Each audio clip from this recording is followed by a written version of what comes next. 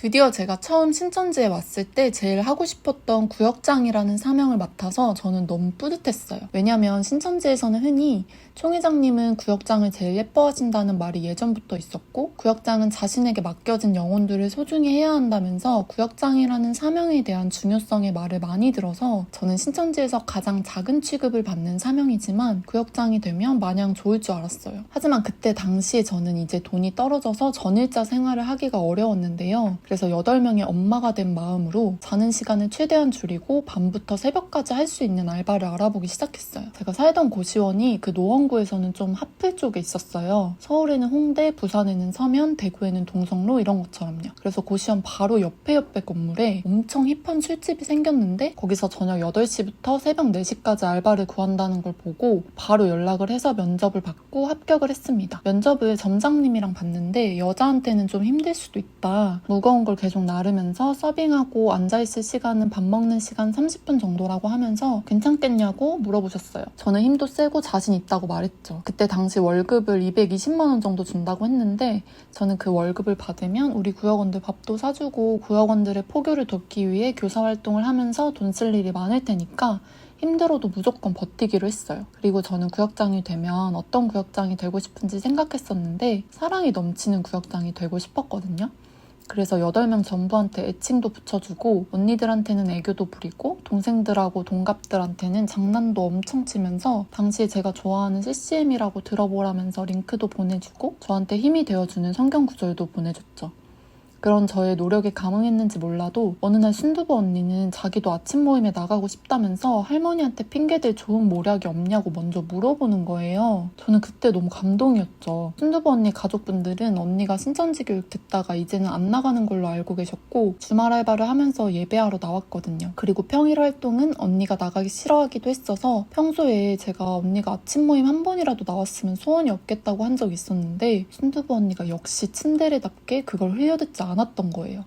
결국 짜낸 모략은 언니가 학교에서 필요한 봉사활동을 하고 있었는데 사실 점심때부터 시작이지만 조금 일찍 나와서 아침 모임에 갔다가 가기로 한 거죠. 어차피 봉사증도 그날그날 끊어오는 거라 가족들은 의심을 안 했어요. 순두부 언니가 아침 모임에 나오니까 대학부 지역장님까지 놀라시면서 이게 무슨 일이냐고 순두부 언니를 칭찬해 주시고 탈신 구역장이 최고라면서 막 저를 추켜세워 주시는 거예요. 저는 어깨가 으쓱했죠. 언니는 또 능글맞게 내가 구역장님 기 살려줬다면서 장난치는데 그 당시 저한테는 순두부 언니가 그저 사랑스러웠어요. 여담이지만 제가 탈퇴하고 나중에 순두부 언니도 탈퇴해서 밖에서 몇 번 만나서 밥도 먹고 추억팔이도 하고 그랬답니다. 무튼 저는 순두부 언니의 단계 향상으로 탄력을 받고 처음 시작한 알바가 생각보다 너무 힘들어서 파스를 붙여가면서 일했지만 구역원들 생각에 저는 하나도 피로를 느끼지 못했어요. 그 마치 뽕 맞았다고 하는 표현처럼 진짜 잠을 3시간밖에 못 자는데 하나도 안 피곤하고 매일매일이 행복했어요. 근데 순두부 언니가 아침 모임을 나온 게 꽤 파장이 컸는지 며칠 후에 갑자기 팀장님이 저를 부르시더니 난감한 표정으로 유약자인 구역원 한 명을 네가 더 맡아야 할 것 같다고 하시는 거예요. 그때 저는 구역장이 된 지 한 달이 좀 지난 시기였는데도 이제 상태가 좋은 구역원을 받는 게 얼마나 행운인지 그리고 상태가 좋은 구역원으로 만드는 게 얼마나 힘든지를 알아서 자신이 없다. 지금도 인원이 많아서 좀 힘들다고 했더니 팀장님은 일단 알겠다고 하고 가셨어요. 저는 쉽게 포기하시길래 웬일이시지 싶었지만 다행이었죠. 근데 갑자기 지역장님이 저를 호출하시는 거예요. 대학부 전체를 맡고 계시는 분이라 저는 그분이 좀 어려웠는데 밥이라고 하는 유학자를 우리 탈신 구역장님이 꼭 맡아줬으면 좋겠다고 부탁하시는 거예요. 알고 보니 그 밥이라는 유학자의 교사가 바로 지역장님이었어요. 지역장님이 그렇게 말씀하시는데 제가 어떻게 거절을 하겠어요. 평소에 지역장님이 진짜 카리스마 넘치고 정신교육 할 때마다 무서웠는데 사석에서 보니까 엄청 다정하시고 멋있으셔서 저는 알겠다고 하고 결국 이제 갓 20살인 바비라는 아이를 맡게 됐어요. 그리고 지역장님한테 바비의 상태에 대해 들었는데 바비는 가정학대를 받고 현재는 집을 나와서 고시원에 사는데 대인기피증이 있어서 낯을 심하게 가리고 실어증은 아닌데 말을 거의 하지 않는 상태라고 했어요. 애초에 그런 아이가 어떻게 수료시험을 마치고 들어왔을까 싶었지만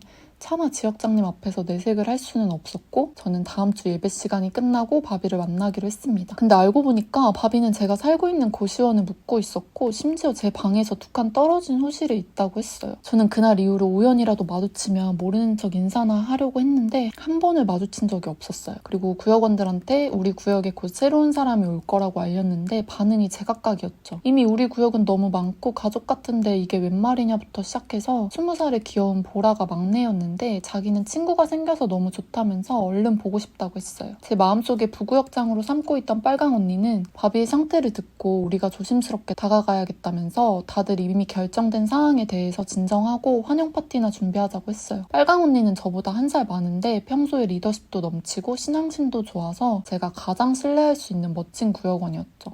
저는 그게 좋겠다면서 구역원들한테 너무 요란스럽지 않게 파티를 기획해보라고 일을 시키면서 단합을 도모했어요. 그 다음 주 예배 시간이 끝나고 지역장님은 바비를 소개시켜줬고 저는 바비와 먼저 만나서 인사를 했는데 바비는 저를 한번 보더니 계속 바닥만 봤어요. 저는 이미 그 당시에 인터넷에 대인기피증이나 사회불안장애 등 비슷한 증상, 그리고 가정학대나 폭력을 겪은 피해자들의 사례를 엄청 읽어놔서 바비의 그런 반응을 예상하고 있었고 아무렇지 않은 척 명랑하고 수다스럽게 우리 구역에 데리고 가서 구역원들을 소개시켜줬죠. 마침 그날이 바비 생일이었는데 구역원들은 케이크에 초를 꽂고 같이 축하해주면서 서로를 소개하고 모두 환영해줬어요. 바비는 쑥스러워하는 것 같았고 제가 자기소개해줄래? 라고 물어봤는데 고개를 가로저었어요. 정적이 1초 정도 흘렀는데 귀여운 막내 보라가 자기도 20살이라면서 친구라고 얘기하는데 바비는 그런 보라를 보더니 수줍은 듯 웃었는지 안 웃었는지 티도 안 나는 미소를 지었어요. 친구라는 말에 반응한 것 같았는데 저는 깜짝 놀랐고 거기서 그래도 희망적인 가능성을 봤죠. 제가 무슨 정신의학과 의사나 심리상담가가 된 것처럼 이후에 바비의 모든 표정과 바디랭귀지를 관찰했어요. 시끄러운 분위기가 계속되니까 바비가 기가 빨린 것 같길래 저는 구역원들을 빨강 언니한테 맡기고 잠시 바비를 불러내서 집에 갈래? 나 사지에 땡땡고시원 땡땡호에 살아 라고 하니까 바비는 또 흠칫해하면서 저를 바라봤어요. 그래서 이제부터 그냥 나를 같은 집에 사는 편한 언니라고 생각했으면 좋겠다고 불편한 거 있으면 언제든지 말하라고 하니까 바비는 제 눈을 쳐다보지는 않았지만 또 수줍게 고개를 끄덕였어요. 그리고 서로 번호를 교환하고 집에 도착하면 혹시 문자 하나만 보내줄래? 라고 했죠. 저는 다시 구역원들과 모임을 하려고 들어갔는데 애들은 바비 생일 케이크 지네들이 먹으면서 서로 바비를 만난 후기를 얘기하고 있다가 제가 오니까 어휴 우리 구역장님 빡세서 어떡하냐면서 장난치는 애들도 있었고 보라나 양이는 호기심을 보이면서 뭔가 사연이 있는 것 같다고 잘해주고 싶다면서 자기들끼리 상상의 나래와 추측을 펼쳤어요. 저는 그 모습을 보고 우리 구역원들이 그저 사랑스러웠고 크게 거부감이 없이 바비를 받아주어서 다행이라고 생각했어요. 그럴 쯤 바비한테 도착했습니다라는 문자 한 통을 받았는데 왜인지 모르게 안심이 되고 기뻤어요. 하지만 역시 행복은 오래가지 않았습니다. 제가 방심하고 있었던 아지는 그 다음 주에 예배를 빠졌어요. 예배를 드리러 교회 나올 때 입구에서 항상 출석 인증을 하는 카드가 있었는데 오전 예배 끝나고 점심 예배 끝나고 저녁 예배 끝나고 인증이 안 된 사람 명단이 내려오거든요. 근데 아지가 점심 예배를 드린다고 했는데 안 와서 연락했더니 저녁에 온다고 하길래 믿고 있었는데 저녁도 빠진 거였어요. 편의점 알바도 평일에 해서 찾아갈 수가 없었어요. 보라는 말 그대로 잠수를 탔고 저는 배신감과 슬픔에 빠졌어요. 팀장님과 지역장님하고 회의를 했고 내일도 연락을 안 받으면 그냥 바로 편의점에 찾아가 보라고 했어요. 당연히 다음 날에도 전화를 한 40통 정도 했는데 아예 안 받더라고요. 저는 저녁에 알바 가기 전에 딱 들리면 좋을 것 같아서 제 마음을 담은 장문의 편지를 써서 전해주고 바로 알바를 가려고 아진의 편의점으로 가는데 하필이면 비가 오는 거예요. 우산이 없어서 청승맞게 비를 맞으면서 가는데 갑자기 눈물이 나더라고요. 그리고 편의점 밖에 도착해서 몰래 아지를 봤는데 정말 멀쩡하게 손님이 구매한 물건을 계산해주고 있었어요. 저는 손님이 나가자마자 바로 편의점에 들어가서 인사를 했죠. 아지는 저를 보고 이제 놀라지도 않았어요. 예상했다는 듯이 저보고 연락 씹은 건 미안해 라고 먼저 말하더라고요. 저는 아무 말 없이 옆에 있는 우산을 집어서 계산해달라고 했어요. 아지는 제가 화난 모습이 처음이었는지 계산해주면서 그때서야 뭐라고 변명을 자꾸 하려고 하는데 저는 말을 끊고 바로 편지 건네주면서 나도 알바 가야 돼서 시간이 없어. 이거 다 읽고 나서 꼭 문자라도 남겨줘. 안 그러면 내일 다시 올게. 이러고 아지가 미안하다고 뭐라 말하는데 그냥 나와서 저는 알바를 갔죠. 그렇게 구역원한테 감정적으로 대하면 안 되는데 저는 계속 제가 비위를 맞춰주고 전도사님을 포함해서 모두가 다 약하게 나가서 그런 거라고 생각했어요. 근데 제가 화는 나지만 썼던 장문의 편지가 먹혔는지 아지는 제 편지를 읽고 미안하다면서 장문의 카톡을 보냈어요. 알바가 끝나고 저는 시체가 돼서 그 카톡 내용을 봤는데 한숨 놓이더라고요. 그래서 뻗어서 잤는데 결국 그 다음날 늦잠으로 아침 모임을 못 가서 팀장님한테 엄청 깨졌죠. 그래도 아지는 다시 수요 예배에 나와줬습니다. 저는 그렇게 이후에도 아지와 바비가 예배 출석하게 만드는데 정신을 뺏기고 말아서 한편으론 구역원들이 원망할까봐 또 걱정이었어요. 근데 제 모습이 안쓰러웠던지 어느 날 순두부 언니가 장님 내가 잘할게요 힘내요 이렇게 메시지를 보내줬는데 정말 눈물이 펑펑 나더라고요. 구역장이 힘들어도 얼마나 힘들겠어 싶었는데 그 무게는 생각보다 너무 무거웠고 비교적 일찍 사명을 맡았던 저한테는 꽤 버거웠어요. 지금은 그 시절 제가 그렇게 괴롭혔던 아지에게도 너무 미안합니다. 그래도 바비는 결국 저한테 마음을 점점 열어주고 점점 대인기피증을 극복하는 모습을 보여줘서 인간적으로 너무 보람있었던 기억이 나는데요.